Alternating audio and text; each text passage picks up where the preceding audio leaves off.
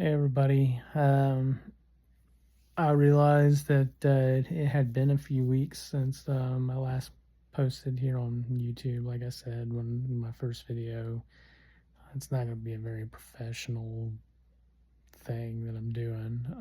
But today is March 4th. Sorry, I'm very tired. Um, March 4th, I had my surgery back in February 17th, so it's been 2 weeks and a day since my surgery, and I just want to post an update. Surgery went good, went a little longer than anticipated. I went in very low hemoglobin, and during the surgery, they ended up giving me 4 units of blood. So I think that kind of recomplicated some of the time of the surgery. I was in there for 6 hours, I think. That's what my wife said. But I wanted to kind of give my experience so far, and to give some tips because I learned a valuable lesson in the last 24 hours I want to share. So surgery went good. Was on pain meds. Those pain meds ended midday yesterday, and so I'm starting to feel the pain of everything, which leads me to what I wanted to kind of give as far as advice. I insisted on getting back to work sooner than I should have. My doctor wrote gave me a doctor's excuse to wait till the 30th of March, which I think is too long. I think that I can return. I work a simple job where I work from home. I'm a designer for an engineering consultant, so it's not a big issue for me, but it was more of an issue than I realized. So I returned to work yesterday. Started out the day great. Caught up on emails, caught up on messages, and then I went on a midday walk, which me and my oldest daughter, we've been doing a few times since I came back. And as soon as I came back from that walk, I started feeling really bad.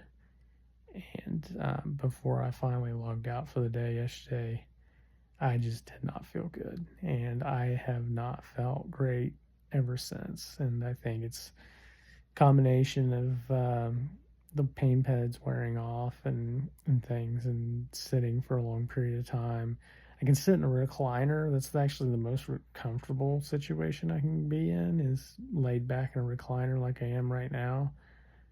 But sitting at a desk or standing at a desk, which I thought would maybe help to go back and forth, which did not help at all. Ended up calling in today and basically requesting to have my short-term disability extended for until we figure out when I'm ready to come back. I was in a lot of pain. I'm still in a lot of pain.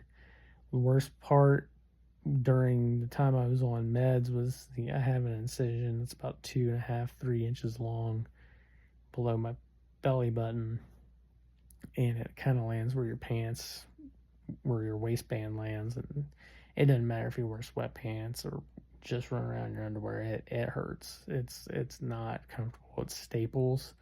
So even though the incision is healing fine, you constantly have that pressure of them staples pushing in. It's just not ideal.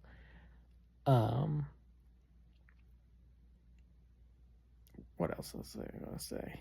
But that was the only pain associated with it during that time. But now, being on the pain meds, I'm starting to feel around the actual stoma. You don't feel anything. It has no nerve endings. When you touch it, you can feel like the pressure of touching it, but there's no feeling there. But the skin around the stoma, I'm starting to feel that pain. And so my advice to anybody is take your doctor's recommendation. Do not rush back into things. It's not worth it. And also, I just, I still have my goals. I still have my plan. It's just, the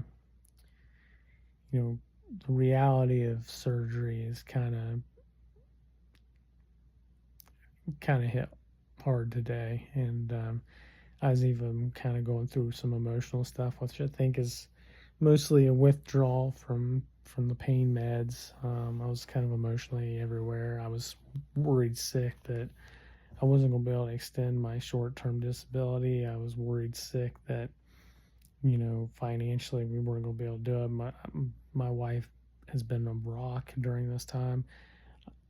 I'm telling you right now, like, make sure that you have somebody who supports you during this entire time, because I can't imagine doing this alone. My wife has been my not only my rock, but she's been my everything in this. I can honestly, one of the things I told her is, I've almost kind of fell in love with her all over again, because you don't realize how much someone cares about you until they're willing to literally help you change a stoma bag. It's not glory. There's no glory in it. It's disgusting. It's not fun.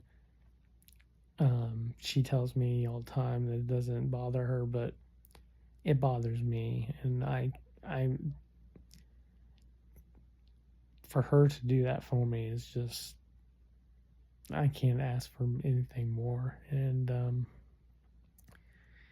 but I ended up having the surgery on the 17th, was discharged on the 20th. The car ride home was rough. We live about 4 hours. I live in West Virginia, and my procedure was done on the main campus in Cleveland, so it's a 4-hour drive, a little over.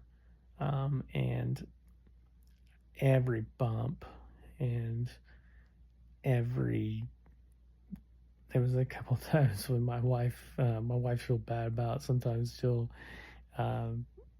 brake too late for traffic lights, and I'm like, babe, just run them. Like, it hurts so bad. It's just like, it was the most painful car ride I've ever experienced. But once I got home and settled in, I was good. I'm doing better now, especially today, after finally getting through the work stuff and getting approved to be able to extend out. But yeah, I mean, here's the bag. It's not great.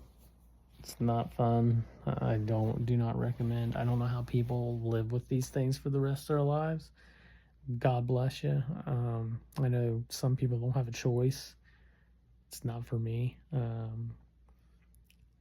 I have had moments when I've tried to change out the bag. This is why my wife just basically does it for me now. I would be in the middle of trying to change out a bag, and my body decides we're going to digest something, and then it becomes a whole ordeal. I basically had a meltdown the other day in the bathroom trying to change one, and I was just like, God, why? Like, I hate this. This is not me, being someone who's a runner, who's athletic, and who thought they were in remission 2 months ago from colitis. This has made me feel very vulnerable, very dependent, and